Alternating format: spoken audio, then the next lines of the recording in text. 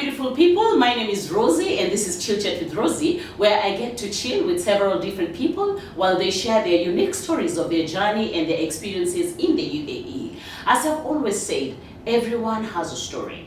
Everyone is special and each story is special, especially when it's being narrated by the owner of the story.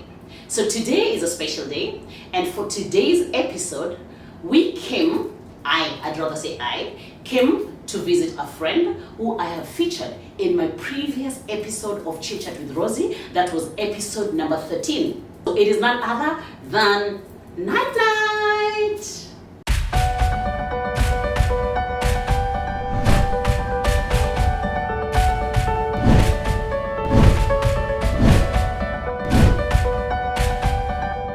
Okay guys, just to give you an overview, it's long since we've seen. Actually, the last time we saw us sing actually was on when we made that video. Yes.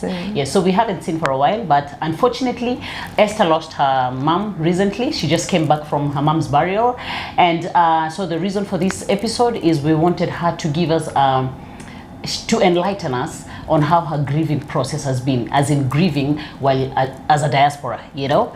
So Esther, unajisikiaje? How are you feeling? Niko sawa kabisa. Nashukuru Mungu, all is well. Okay. Yeah. Okay, pole sana for what happened. And after being told that your mom has gone to be with the Lord, so what next? What did you do? It was really difficult for me because, you know, my worry was that am I really going to be in Kenya and see my mother's last journey? Okay. But I really thank God. Okay. Because everything just happened in within 3 days. I was able to travel back. You were able to travel. Yeah. Okay. So as at now, we are in this current situation, this COVID situation, we're having an issue with, there's so much issue and complications when it comes to traveling.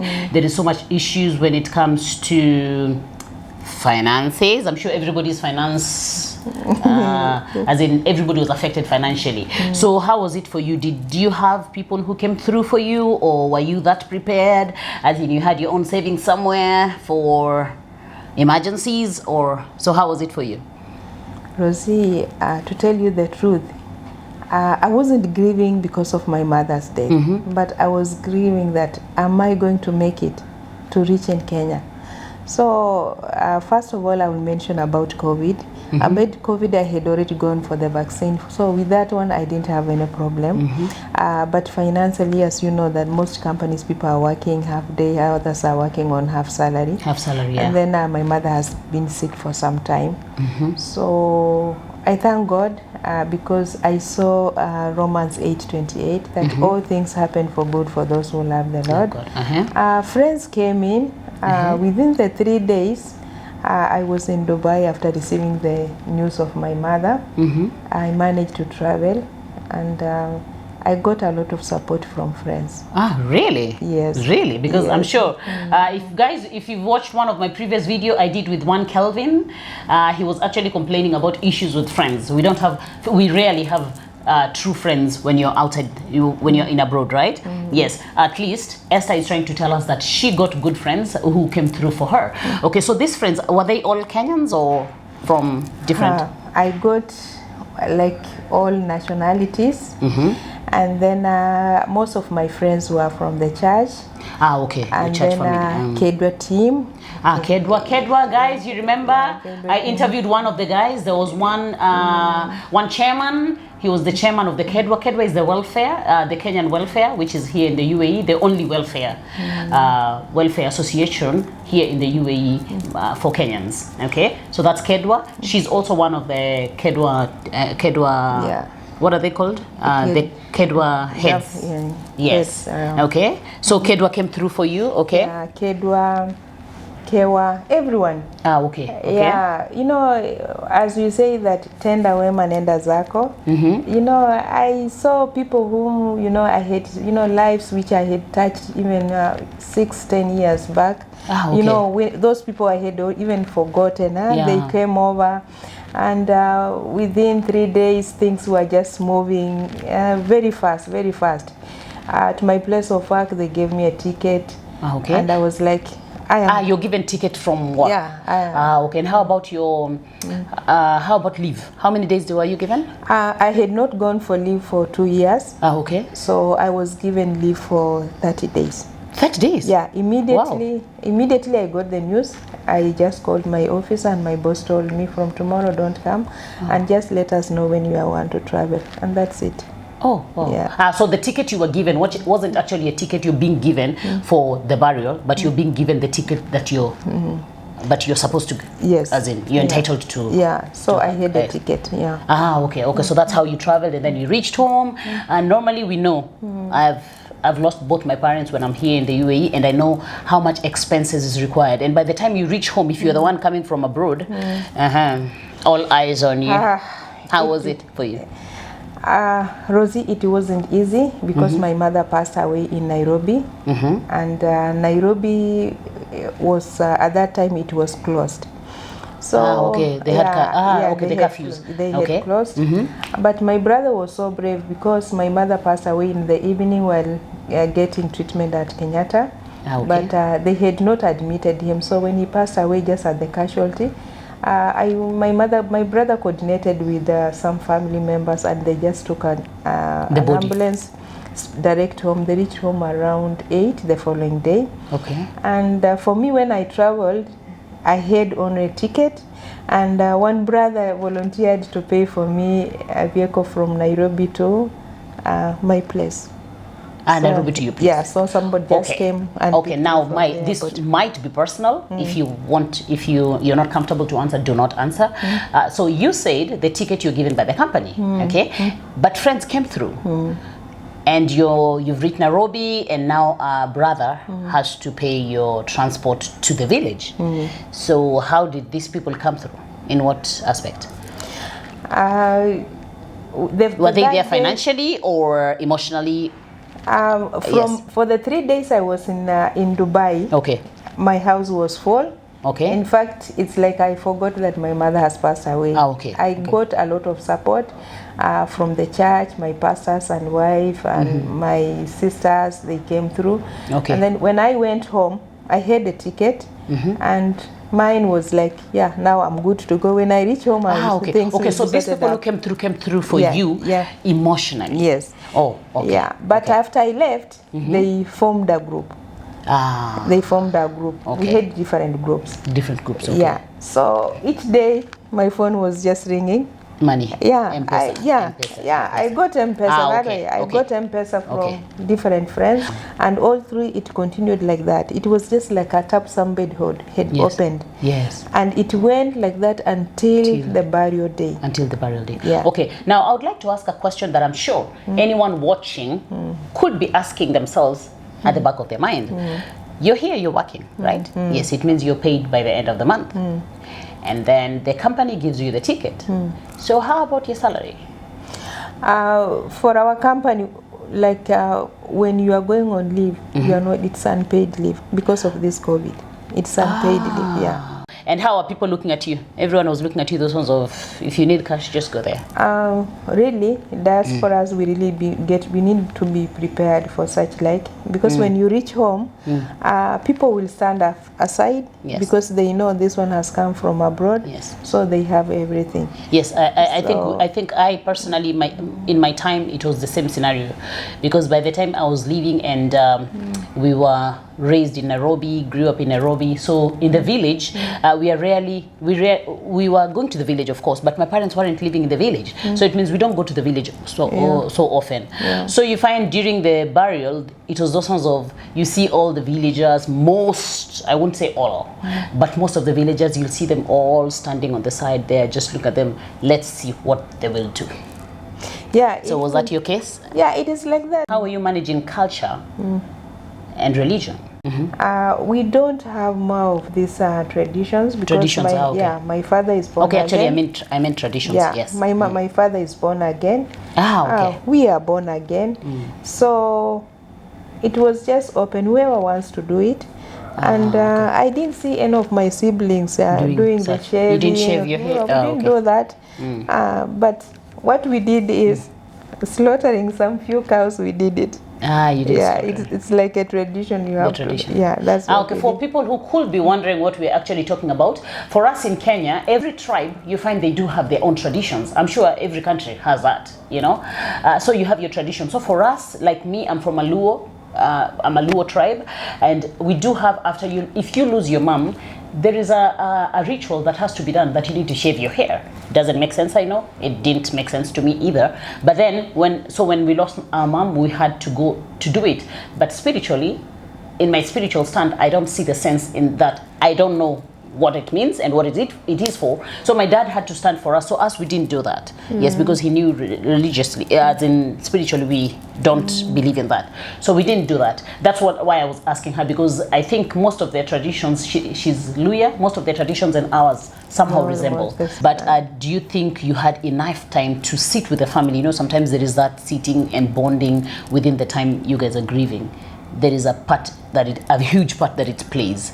Do you think that 1 month was enough for you?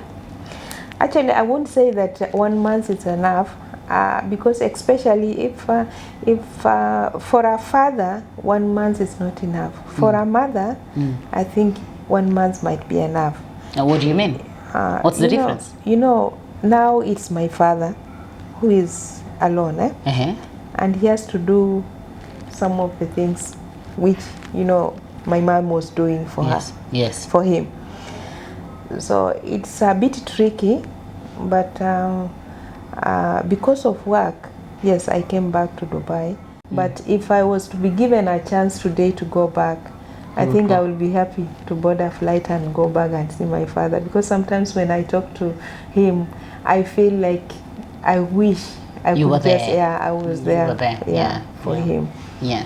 Okay. Once we are here in Diaspora, time is an issue, because you find if all of them could gather within 3 days to be there for you, for me, I feel it's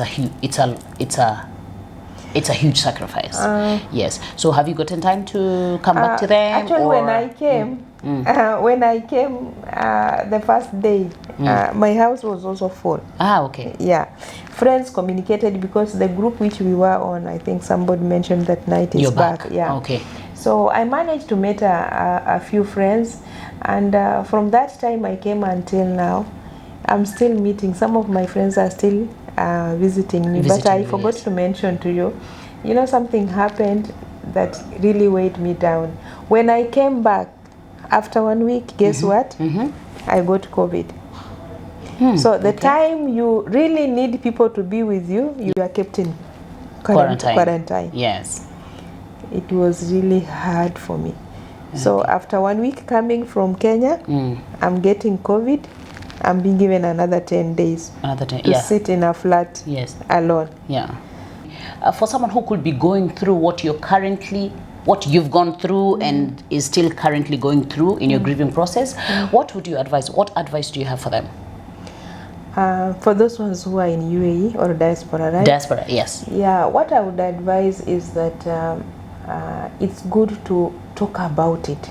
Don't just keep it in your heart. Try to share about it, because once you share about it, it's like you are removing the pain. But if you keep it inside, then it's like it will continue burning you from inside. And this one happened to me, because when I came, I could not even talk about my mother. I could not even look at the phone, because I had saved her image as my screensaver. So, and then secondly, be surrounded with people. If you have friends, invite friends. Invite friends. Make sure always you are, surrounded by people.